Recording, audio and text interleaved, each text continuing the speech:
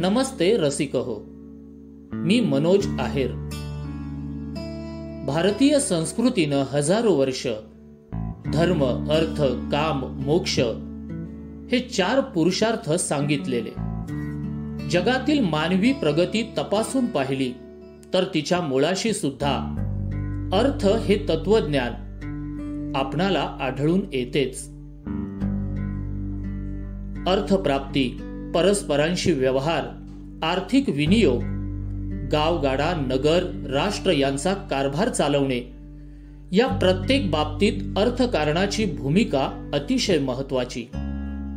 आपणही समजून घेणार आहोत अर्थकारणाचे विविध टप्पे आणि कप्पे सुद्धा. कारण कुठलाही समाज समृद्ध होण्यासाठी प्रत्येक व्यक्तीला आर्थिक दृष्ट्या साक्षर होणं गरजेचं असतं. साहित्य उत्सवचं विशेष प्रसारण निखिल देशमुख यांच्या सोबत अर्थपूर्ण. नमस्कार. साहित्य उत्सव परिवार प्रस्तुत विशेष श्रृंखला अर्थपूर्ण या मालिकेत मी निखिल आपलं सर्वांचं सहर्ष स्वागत करतो. या मालिकेअंतर्गत आपण शेवटच्या भागात सिनियर सिटीजन सेव्हिंग स्कीम बाबत आणि इंटरेस्टवरील TDS बाबत जाणून घेतलं. त्यामध्ये अनावधानानं राहिलेल्या काही गोष्टी आता आपण जाणून घेऊया आणि नंतर आपल्या पुढील भागाला सुरुवात करूया. तर पहिली गोष्ट म्हणजे जर सिनियर सिटीजन सेव्हिंग स्कीम हे फक्त पतीचं पत्नीसोबत किंवा पत्नीचं पतीसोबतच जॉईंट होऊ शकतं हे मी आपणास सांगितलं होतं. आणि काही कारणास्तव जॉईंट होल्डरपैकी कोणा एकाचा मृत्यू झाला तर एलिजिबिलिटी असेल दुसऱ्या व्यक्तीची तर ते त्यांच्या नावे ट्रान्सफर होऊ शकते. हे पण चर्चा आपली झाली होती. परंतु पती आणि पत्नी या दोघांचेही 2 जॉईंट अकाउंट असतील. समजा पतीचं फर्स्ट होल्डर, पत्नी सेकंड होल्डर आणि एक अकाउंट पत्नी फर्स्ट होल्डर आणि पती सेकंड होल्डर असेल आणि दोघांचीही अमाऊंट जी आहे, जी मॅक्सिमम अमाऊंट आहे, जी पर पर्सन जमा करू शकतो ती आहे 15 लाख रुपये. 15 लाखाचे दोघांचेही असतील आणि या कंडिशनमध्ये जर कोणा एकाचा दुर्दैवाने मृत्यू ओढवला तर ते जे अकाउंट आहे ज्यामध्ये ते फर्स्ट होल्डर आहे ते अकाउंट हे क्लोज होईल. कारण एलिजिबिलिटी ही मग कंटिन्यू होऊ शकत नाही ते लोन, कारण एलिजिबिलिटी क्रायटेरिया हा मॅच होत नाही. हे कसं? समजा पत्नी आणि पती या दोघांचं आणि पत्नी आणि पती या दोघांचं असे 2 अकाउंट आहे. त्यापैकी कुठल्याही एका अकाउंटमध्ये जर कोणाची डेथ झाली तर जे अकाउंट कंटिन्यू केलं जाऊ शकतं, समजा एज क्रायटेरियामध्ये बसत असेल तर. परंतु 15 लाखाचं ऑलरेडी फर्स्ट अकाउंट होल्डर त्या दोघांपैकी एकाकडे असल्यामुळे अमाऊंट ही मग 30 लाख होऊन जाईल. त्यामुळे एलिजिबिलिटीमध्ये न बसल्यामुळे हे अकाउंट कॅन्सल होईल आणि एकच अकाउंट त्यांच्या नावे जे आहे जिथे त्या फर्स्ट होल्डर आहे ते अकाउंट मग पुढे कंटिन्यू राहील. याच जॉईंट अकाउंट संदर्भात आणखी एक खुलासा, तो म्हणजे जो काही TDS कट होईल तो हिट करेल फर्स्ट अकाउंट होल्डर जे आहे त्यांच्या पॅन कार्डला. आणि यावरूनच आणखी एक गोष्ट जी सांगायचं विसरून गेलो ती म्हणजे senior citizen saving scheme account open झाल्यानंतर त्या अकाउंटचं पासबुक मिळतं, त्या अकाउंटला एंट्री होतात. परंतु त्या अकाउंटमध्ये डायरेक्ट चेक डिपॉझिट होऊ शकत नाही. जर पुन्हा इन्व्हेस्ट करायचं असेल तर पुन्हा एक नवीन अकाउंटच ओपन करावं लागतं. त्यामुळे जर कोणाला असं वाटलं की अकाउंट ओपन केलेलं आहे यामध्ये आता आपण चेक डिपॉझिट करून घेऊ म्हणजे ऑटोमॅटिक आधी 3 लाखाचं अकाउंट आहे आणखी 2 लाख ऍड करायचे आहे तर चेक टाकून देऊ, तर असं करू नका, कारण ते अवैध आहे आणि ते होतच नाही. तर हा एक त्रास होऊ शकतो फक्त. त्यामुळे नवीनच एक अकाउंट त्याकरिता ओपन करावं लागतं. तर आता आपण आजच्या एपिसोडला सुरुवात करूया. आज आपण रिकरिंग डिपॉझिट म्हणजेच RD तसेच PPF एक आणखी छोटी बचत योजना पब्लिक प्रॉव्हिडंट फंड याबाबत जाणून घेऊया. त्यापूर्वी आज कुठलंही गणित किंवा पझल नाहीये, तर आज थोडीशी एक माहिती जाणून घेऊया. आपण सर्व काही वॉलेटचा किंवा ॲमेझॉन, फ्लिपकार्ट यावरती ऑनलाईन शॉपिंग करतो किंवा पेटीएम, मोबिक्विक, फ्रीचार्ज सारखे वॉलेट वापरतो रिचार्ज करण्याकरिता, बिल पे करण्याकरिता. तर आता RBI असा विचार करते की ते आपण जे बिल पेमेंट करतो ते थ्रू डेबिट कार्ड किंवा क्रेडिट कार्ड करतो किंवा थ्रू UPI पण करतो. तर RBI असं विचार करते की ही जी इन्फॉर्मेशन आहे, मी क्रेडिट कार्ड आणि डेबिट कार्डच्या संदर्भात बोलतोय, तर आपण कधी कधी काय होतं की बऱ्याच वेबसाईट्स यापैकी आणि वॉलेट्स हे एक पर्याय समोर देतात की कार्ड नंबर हा 16 डिजिटचा असतो, त्यात एक्सपायरी डेट पण असते. तर हे सर्व तुम्हाला सेव्ह करण्याचा पर्याय देते. समजा आता ॲमेझॉनवरून काही एखादी ऑर्डर केली, क्रेडिट कार्डने पेमेंट केलं, तर तिथे पर्याय असतो की save your card for future use. म्हणजे नेक्स्ट टाइम ज्यावेळी तुम्ही रिचार्ज करणार किंवा कुठलीही काही वस्तू बाय करणार किंवा कुठलीही सर्व्हिस त्यांची घेणार, तर तुम्हाला तो कार्ड नंबर पुन्हा टाईप करायची गरज नाहीये, एक्सपायरी डेट टाईप करण्याची गरज नाहीये. तर फक्त CVV टाकला आणि OTP दिला की तुमचं ट्रान्झॅक्शन झालं. तर यामध्ये डेटा सिक्युरिटी हा एक थ्रेट निर्माण झाल्यामुळे RBIचा असा विचार आहे की हा कार्ड नंबर कुठल्याही वॉलेटला किंवा वेबसाईटला किंवा कुठल्याही ॲप्सला सेव्ह करण्याची परमिशन ही काढून घेतली जावी. म्हणजे तुम्ही जेव्हा जेव्हा कधी शॉपिंग करणार किंवा रिचार्ज करणार त्यावेळी तुम्हाला पूर्ण 16 अंकांचा कार्ड नंबर आणि एक्सपायरी डेट आणि CVV या सर्व गोष्टी तिथे पेस्ट कराव्या लागतील. या संदर्भात RBIचा विचार चालू आहे. आणि दुसरी गोष्ट म्हणजे आपला एक एपिसोड प्रस्तुत होत असतो आणखी, सफर आभासी जगाची. त्यामधूनच एक प्रेरणा मला मिळालेली आहे आणि त्यामुळे मी सुद्धा काही रेफरन्स किंवा काही सजेशन्स देतोय. त्यामधीलच एक म्हणजे आपणापैकी बऱ्याच जणांना माहिती असेल, द लल्लन टॉप हे एक हिंदी चॅनल आहे. विशेषतः राजकीय किंवा इतर सर्व बाबींकरिता आपण ते चॅनल फॉलो करू शकताच, परंतु एक त्या चॅनलवरती खर्चा पाणी म्हणून एक शो येतो जो पूर्ण फायनान्सवरती आधारित असतो.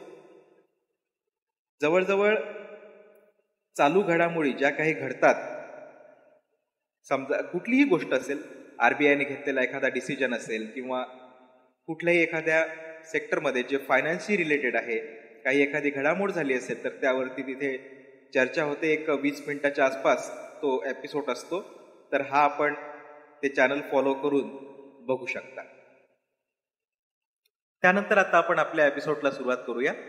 सर्वप्रथम रिकरिंग डिपॉझिट. रिकरिंग डिपॉझिट म्हणजे काय असतं, तर RD आपण सर्वांनी ऐकलेलं आहे. रिकरिंग म्हणजेच एक असं अकाउंट की ज्यामध्ये आपण मंथली एक निश्चित अमाऊंट एका निश्चित तारखेला त्या अकाउंटमध्ये डिपॉझिट करतो. तर रिकरिंग डिपॉझिट अकाउंट समजा आता 1 वर्षाकरिता ओपन केलेलं आहे, तर खूप साधा आणि सोपं आहे हे समजायला. 1 वर्षाकरिता जर आपण रिकरिंग डिपॉझिट अकाउंट ओपन केलं, सर्वप्रथम आपण हे जाणून घेऊया की याची आवश्यकता काय आहे. काय असतं की आपले काही गोल्स असतात, त्याकरिता आपल्याला पैसे जमा करायचे असतात आणि आपल्याला हळूहळू महिन्याच्या हिशोबाने ते जमा करायचे असतात. 1 वर्षाचं गोल असू शकतं, 2 वर्षाचं असू शकतं, 3 वर्षांचं असू शकतं. तर आपण हळूहळू पैसे बचत करायचे म्हणून बाजूला काढून ठेवतो. त्याकरिता रिकरिंग डिपॉझिट हा एक उत्तम असा पर्याय आहे. म्हणजे महिन्याला जर 2000 जमा करायचे असेल तर 2000 रिकरिंग डिपॉझिट अकाउंट आपण बँकेत ओपन करू शकतो 1 वर्षाकरिता, 2 वर्षाकरिता, 3 वर्षाकरिता, 5 वर्षाकरिता, 10 वर्षांपर्यंत. तर आपण 2 वर्षाचं रिकरिंग डिपॉझिट अकाउंट ओपन केलं, महिन्याला 2000 याप्रमाणे, तर काय होईल की आपलं जे बचत खातं आहे, सेव्हिंग अकाउंट, त्यामधनं पहिलं ज्या दिवशी तुम्ही ओपन करणार रिकरिंग डिपॉझिट, त्यामधनं तुमच्याकडनं चेक घेतला जाईल 2000चा आणि पुढच्या महिन्यापासून ऑटोमॅटिक तुमच्या अकाउंटमधनं त्याच तारखेला 2000 रुपये प्रत्येक महिन्यात पुढील 2 वर्षाकरिता आपण ओपन केलंय, तर पुढील 23 महिने हे कट होत राहतील आणि तुमचं जे रिकरिंग डिपॉझिट आहे त्या अकाउंटमध्ये जमा होत राहतील. रिकरिंग डिपॉझिटचं सुद्धा आपल्याला पासबुक मिळतं, त्यावरती सुद्धा आपण एंट्री करून घेऊ शकतो. हे ऑफलाईन ऑनलाईन दोन्ही पद्धतीने अनेक बँकांमध्ये ओपन केलं जाऊ शकतं.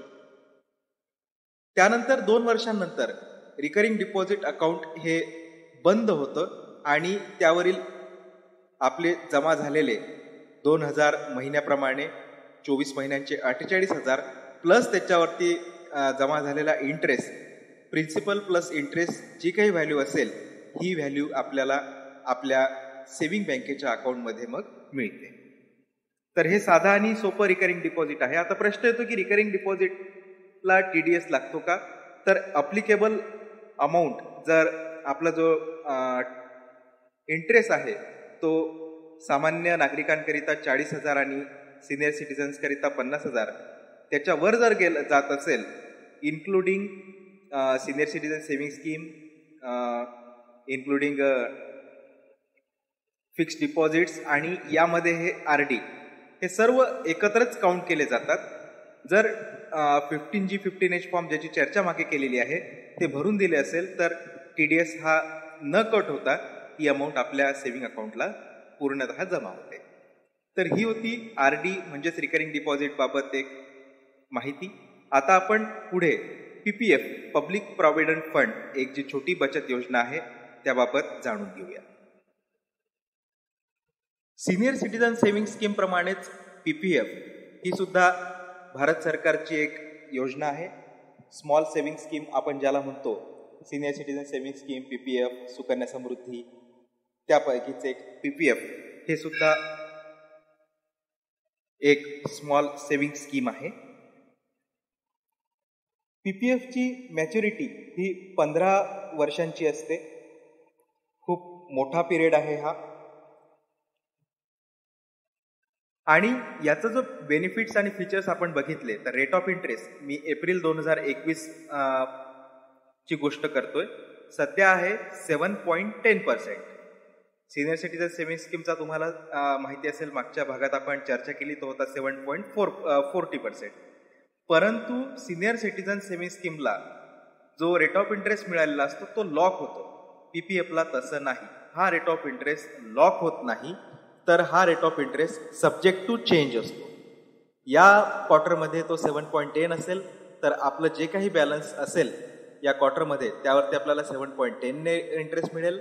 आणि जर पुढील क्वार्टरमध्ये रेट ऑफ इंटरेस्ट हा चेंज झाला म्हणजे तो एक कमी होऊ शकतो, वाढू शकतो आणि सेम जसा आहे तसा देखील राहू शकतो, तर त्या रेट ऑफ इंटरेस्टने आपल्या PPFच्या अकाउंटमध्ये जेवढं काही बॅलन्स असेल त्यावरती तो इंटरेस्ट हा ऍड केला जातो. आता PPF अकाउंट ओपन का केलं जातं तर एक लॉंग टर्म बचतीकरिता टॅक्स एक्झेम्पशन जे मिळतं आपल्याला ATC मध्ये सिनियर सिटीजन सेव्हिंग स्कीमला सुद्धा 1,50,000 बेनिफिट हे मिळतं. परंतु ते वन टाइम डिपॉझिट असल्यामुळे ज्या वर्षी डिपॉझिट केलेलं आहे त्याच वर्षी त्याचं बेनिफिट मिळतं. जॉईंट अकाउंट असेल तर फर्स्ट अकाउंट होल्डरच्या पॅन कार्डलाच ते बेनिफिट मिळतं. हे एक सिनियर सिटीजन सेव्हिंग स्कीमचं जे राहून गेलं होतं. तर PPFला सुद्धा आपण ATCचं बेनिफिट हे घेऊ शकतो 1,50,000. प्रत्येक फायनान्शियल इयरमध्ये PPF अकाउंट ओपन केल्यानंतर मिनिमम 500 आणि मॅक्सिमम 1,50,000 पर्यंत आपण जमा करू शकतो. आणि जर एखाद्या फायनान्शियल इयरमध्ये 500 रुपीज मिनिमम जे सबस्क्रिप्शन व्हॅल्यू आहे ती जर पे केली गेली नाही तर नेक्स्ट फायनान्शियल इयरला म्हणजे ते फायनान्शियल इयर संपताच आपलं अकाउंट हे इरेग्युलर होऊन जातं. मग त्यामध्ये आपण पेमेंट पुढचं करू शकत नाही जोपर्यंत आपण मागच्या फायनान्शियल इयरचे 500 रुपीज प्लस त्यावरती पेनल्टी 50 रुपीज हे पे करत नाही तोपर्यंत. असं जर आपलं कंटिन्यू 3 किंवा 4 फायनान्शियल इयर झालं तर त्या फायनान्शियल इयरचे सबस्क्रिप्शन चार्ज, समजा आपले 4 फायनान्शियल इयर झालेले आहेत की ज्यामध्ये आपण मिनिमम सबस्क्रिप्शन व्हॅल्यू काही कारणास्तव पे करू शकलो नाही, तर 500 असे 4 वर्षांचे 2,000 रुपये प्लस 50 असे 4 वर्षांचे 200 रुपये म्हणजेच 2,200 रुपये आपल्याला पे करावे लागतात. त्यापैकी जे 2,000 रुपये आहे ते आपल्या अकाउंटला जमा होतात आणि जी 200 रुपये आहे ती पेनल्टी असते 4 फायनान्शियल इयरची, ज्यामध्ये आपण पेमेंट हे मिनिमम सबस्क्रिप्शन जे आहे 500 रुपये ते करू शकलो नसेल तर. आणखी एक PPF अकाउंटचा सर्वात मोठा बेनिफिट म्हणजे आपण बघितलं की senior citizen saving scheme, recurring deposit आणि फिक्स्ड डिपॉझिट या सर्वांच्या इंटरेस्टवरती TDS लागतो.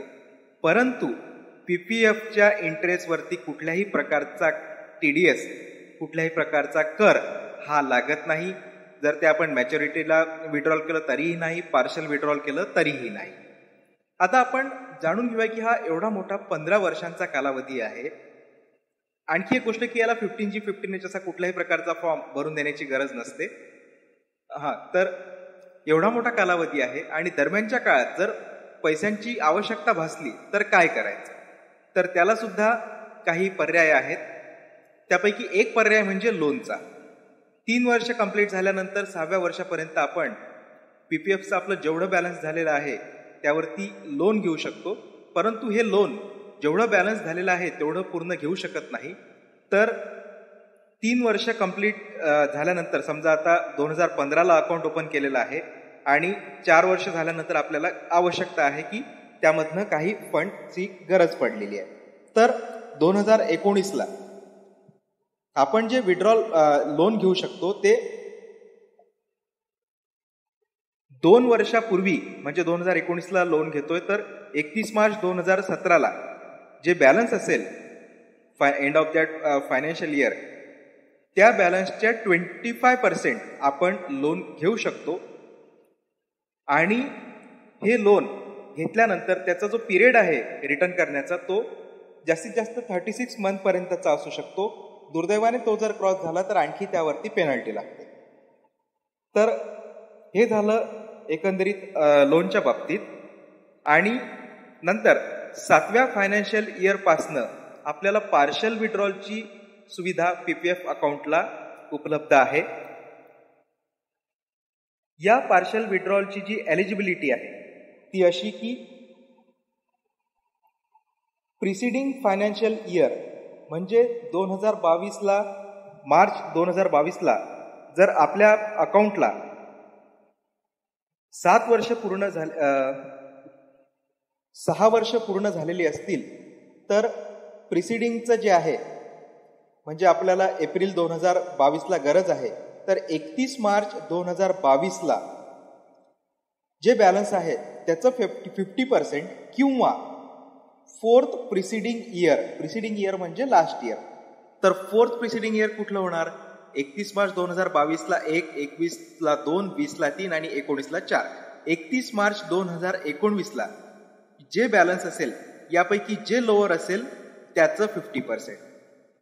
यापैकी जी व्हॅल्यू कमी असेल ती व्हॅल्यू आपण पार्शल विड्रॉल म्हणून घेऊ शकतो. तर इन शॉर्ट सांगायचं झालं तर लोनची व्हॅल्यू जी आहे ती 3 ते 6 वर्षापर्यंत घेऊ शकतो. ज्या वर्षी घ्यायचं आहे त्याच्या 2 वर्षापूर्वी जे बॅलन्स असेल त्याच्या 25% ही एलिजिबिलिटी येते. त्यानंतर पार्शल विड्रॉल जे 7व्या वर्षापासून सुरू होतं ते म्हणजेच लास्ट प्रिसिडिंग इयर किंवा 4th प्रिसिडिंग फायनान्शियल इयर यापैकी जे बॅलन्स असेल त्यापैकी 50% जी व्हॅल्यू असेल कमीत कमी ती व्हॅल्यू आपण ॲज अ पार्शल विड्रॉल म्हणून घेऊ शकतो. हे पार्शल विड्रॉल सुद्धा पूर्णतः टॅक्स फ्री असतं. 7व्या वर्षापासनं लोनची फॅसिलिटी नाहीये. पार्शल विड्रॉल आपण करू शकतो 10 वर्ष, 11 वर्ष, 12 वर्षानंतर. फक्त कंडिशन हीच आहे की प्रिसिडिंग फायनान्शियल इयर आणि 4th प्रिसिडिंग फायनान्शियल इयर यापैकी जे काही बॅलन्स असेल त्यावेळी त्याचं 50%. याचं उदाहरणच द्यायचं झालं तर समजा एक अकाउंट आहे जे 2011ला ओपन झालेलं आहे आणि 2023ला जुलै 2011ला ओपन झालेलं आहे. म्हणजे त्यांचं आपण घेऊया की 2010ला ओपन झालेलं आहे, जुलै 2010ला. म्हणजे आपल्याला काउंट करायला थोडं सोपं जाईल. आणि 2022ला विड्रॉलची गरज आहे, पार्शल विड्रॉल करायचं आहे. तर 2011ला 1 वर्ष कंप्लीट होईल फायनान्शियल, मार्च 2011ला, म्हणजेच मार्च 2022ला 12 वर्ष कंप्लीट होतील. तर 2022ला 12 वर्ष कंप्लीट झाल्यानंतर 2022ला जुलै किंवा ऑगस्टमध्ये जर पेमेंट पार्शल हवं असेल तर प्रिसिडिंग फायनान्शियल इयर जे आहे त्याचं 50% किंवा फोर्थ प्रिसिडिंग फायनान्शियल इयर जे आहे जे येईल 2019 त्यापैकी 50% व्हॅल्यू, अर्थातच 20, 21 आणि 22 या फायनान्शियल इयरमध्ये जर पेमेंट केलं गेलं असेल तर जी जे कमीत कमी व्हॅल्यू येईल ती अर्थातच 2019ला जे असेल त्याचीच येणार, कारण 2022 मार्चची जी व्हॅल्यू आहे त्या व्हॅल्यूची 50%, म्हणजे असं आपण समजून घेऊया की 2019ला जे बॅलन्स आहे पीपीएफ अकाउंटला ते 10 लाख आहे. त्यानंतर 2019ला 31 मार्चला जे बॅलन्स आहे ते 10 लाख आहे. त्यानंतर 20-21 मध्ये सुद्धा 1 लाख पे केले, 21-22ला सुद्धा 1 लाख पे केले आणि 19-20ला सुद्धा 1 लाख पे केले, म्हणजे 3 लाखाने बॅलन्स वाढलं, ते झालं 13 लाख. इंटरेस्ट पकडून ते आणखी वाढतं, परंतु आपण आपल्या कॅल्क्युलेशन करिता घेऊया 13 लाख. आता 2019ला end of the financial year होतं 10 लाख, 2022ला ते झालं 13 लाख किंवा 14 लाख. तर अर्थातच 14 लाख ही व्हॅल्यू 10 लाखापेक्षा जास्त आहे. तर 50%चा ज्यावेळी क्रायटेरिया लागेल त्यावेळी 14 लाखाचे 50% हे 7 लाख होतील आणि 10 लाखाचे 50% हे 5 लाख होतील, म्हणजे जी व्हॅल्यू येईल एलिजिबिलिटी ती 5 लाखांची आहे. आता आपण बघूया मॅच्युरिटी क्रायटेरिया काय आहे. 15 वर्षानंतर अकाउंट मॅच्युअर होतं. आपल्याकडे पर्याय 2 असतात. एक तर अकाउंट क्लोज करून जे काही बॅलन्स झालेलं असेल ते आपण विड्रॉ करू शकतो, आणि दुसरा पुन्हा ते अकाउंट 5 वर्षांकरिता एक्सटेंड केलं जाऊ शकतं. मग हे 5-5 वर्षांकरिता अनलिमिटेड टाइम एक्सटेंड केलं जाऊ शकतं, जे सिनियर सिटीजन सेव्हिंग स्कीममध्ये नव्हतं. सिनियर सिटीजन सेव्हिंग स्कीममध्ये 5 वर्षानंतर एक्सटेन्शनची फॅसिलिटी जी आहे ती फक्त 3 वर्षाकरिता आहे. त्यानंतर अकाउंट क्लोज करून नवीन अकाउंट ओपन करावं लागतं. परंतु पीपीएफच्या संदर्भात तसं नाहीये. ते 5-5 वर्षांकरिता आपण एक्सटेंड करू शकतो. हे एक्सटेंड केल्यानंतर 2 प्रकार तिथे येतात. एक विदाऊट कॉन्ट्रीब्युशन, म्हणजे जे मी आधी सांगितलं होतं की मिनिमम व्हॅल्यू ही 500 रुपीज आणि मॅक्सिमम व्हॅल्यू ही 1,50,000 आहे. विदाऊट कॉन्ट्रीब्युशन जर आपण एक्सटेंड केलं तर ही व्हॅल्यू आपल्याला पे करायची आवश्यकता नसते, आणि विथ कॉन्ट्रीब्युशन जर केलं तर मग मात्र मिनिमम चार्ज जो आहे सबस्क्रिप्शन 500 रुपीज तो हा आपल्याला पे करावा लागतो. आता हे मी का सांगतोय, कारण मग एक्सटेंड केल्यानंतर जर पार्शल विड्रॉलची गरज भासली तर त्या संदर्भातले थोडे वेगळे नियम आहेत. ते असे की समजा एखाद्या अकाउंटला 31 मार्च 2025ला मॅच्युअर होत असेल, मॅच्युरिटी आहे 31 मार्च 2015, अकाउंट फर्दर कंटिन्यू केलेला आहे, एक्सटेंड केलेला आहे for the period of 5 years with no contribution. जर ही कंडिशन असेल नो कॉन्ट्रीब्युशन, तर जे पुढील 5 वर्ष आहे, एक्सटेंड 5 वर्षाकरिता होतं, त्या 5 वर्षामध्ये कितीही अमाऊंट ही त्या अकाउंटमधनं विड्रॉ केली जाऊ शकते, सब्जेक्ट टू वर्षातनं फक्त 1 टाइम. मग पर्याय आपल्याकडे असतो की 1 टाइम विड्रॉ करायची की 5 वर्षातनं 5दा विड्रॉ करायची. आणि जर विथ कॉन्ट्रीब्युशन असेल तर मग इथे नियम थोडे वेगळे आहेत. मग नियम असे आहेत की ज्यावेळी अकाउंट एक्सटेंड झालेलं आहे त्या अकाउंटचं जे बॅलन्स होतं त्यावेळी, म्हणजे 31 मार्च 2025ला जे बॅलन्स होतं त्या बॅलन्सची 60% ही व्हॅल्यू आपण विड्रॉ करू शकतो. याचं कारण असं आहे की जे 1,50,000 आहे त्याचं इन्कम टॅक्सचं ATCचं बेनिफिट हे घेतलं जाऊ शकतं. त्यामुळेच ही एक कंडिशन आहे पार्शल विड्रॉलकरिता, अकाउंट जर एक्सटेंड केलं गेलं असेल तर. याबरोबरच PPF संदर्भात आणि रिकरिंग डिपॉझिट संदर्भातील हा आपला एपिसोड संपलेला आहे. जर काही राहूनच गेलं असेल तर नेक्स्ट एपिसोडमध्ये हा रेफरन्स देऊन मी नक्कीच ते पुन्हा रिपीट करेन. एक महत्त्वाची सूचना आहे की आपलं जर एखादं कोणाचंही किंवा आपल्या सदस्याचं बँकेत अकाउंट असेल तर एक तुम्ही इन्शुअर करा की जे डॉक्युमेंट्स आहेत, पॅन कार्ड, आधार कार्ड, पासबुक, या सर्व डॉक्युमेंट्सवरती एकच नाव हे असलं पाहिजे. नाहीतर आपलं पद्धत एक ही आहे की लाडाने आपल्या घरी नावं असतात, पिंकी, पिंटू, सोनू, मोनू, आणि डॉक्युमेंट्सवरती वेगळीच नावं असतात. त्यामुळे फरक काय पडतो की समजा अकाउंट ओपन करताना किंवा नॉमिनेशन देताना आपण जे घरी नावाने बोलवतो ते नाव जर चुकून टाकलं गेलं तर पुढे फार गंभीर समस्या निर्माण होतात. मग त्याकरिता ॲफिडेव्हिट करा, आणखी काय काय गोष्टी करा. तर या सर्वांच्या त्रासातून वाचण्याकरिता एक इन्शुअर करा की जे नाव एका डॉक्युमेंटवर आहे तेच नाव सर्व डॉक्युमेंट्सवरती असायला हवं. स्पेलिंग पण सर्व याच्यावरती सेमच असायला हवं. यामध्ये सुद्धा फार गोंधळ होतात. आणि जर काही चुका असतील तर त्या सुधारून घ्या, नाहीतर भविष्यात गंभीर समस्या निर्माण होऊ शकते.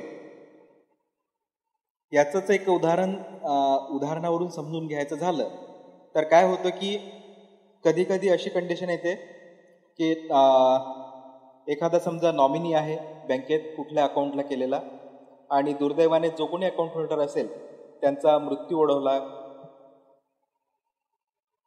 आणि नॉमिनी ज्यांना केलेलं असेल त्यांचं जर त्या बँकेत अकाउंट नसेल तर बँक त्यांना बँकर चेक किंवा डिमांड ड्राफ्ट इश्यू करते. तो त्याच नावाने इश्यू केला जातो ज्या नावाने त्यांचं नॉमिनेशन आहे. समजा एखाद्याचं नॉमिनेशन पिंटू या नावाने असेल किंवा आणखी काही वेगळं असं नाव की जे डॉक्युमेंट्सवरती एक्झॅक्ट नाही आहे. आणि अकाउंट ओपन करत असताना, कारण अशा केसेस बऱ्याच डे बाय डेमध्ये घडतात की 20-20 वर्षांपूर्वी अकाउंट ओपन केलेलं असतं आणि नॉमिनेशन टाकलेलं असतं घरचं नाव, आणि अकाउंट ओपन झालेलं असतं किंवा मग पुढे डॉक्युमेंट आता 20 वर्षांनंतरची गोष्ट आहे तर सर्व वेगळ्या नावाने असतात. जे रिअल नाव आहे, जे शाळेत टाकलेलं आहे, जे शाळेच्या दाखल्यांवरती आहे ते वेगळं नाव आहे. तर यामध्ये असं होतं की मग नॉमिनेशनचा जो चेक नॉमिनीला मिळेल किंवा जे काही बेनिफिट्स असतील ते त्या नावानेच मिळतील जे नाव आधी टाकलेलं आहे. तर इन्शुअर करा की सर्व नावं ही एकच असली पाहिजे.